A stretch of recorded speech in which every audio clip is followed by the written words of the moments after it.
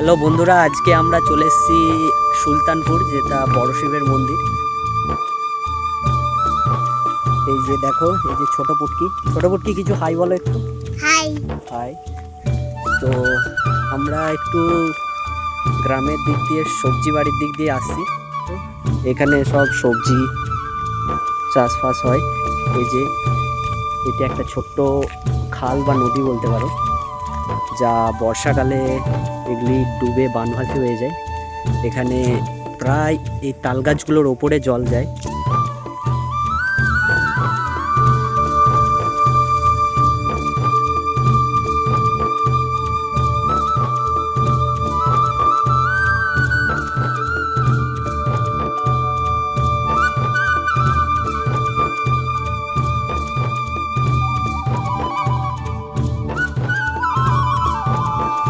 তো আমরা এখন ফেরার পথে রওনা দিলাম।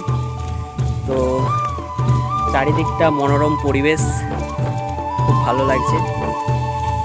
আমি আর চুটকি বেরিয়েছিলাম একটু ঘুরতে ঘুরু হয়ে গেল। চারিদিকটা দেখো। এই যে দাদুটিকে দেখছো, যে জমিতে যে সবজিগুলি হয়েছে সেগুলিতে ওষুধ দেবে, সেই জন্য বেরিয়েছে।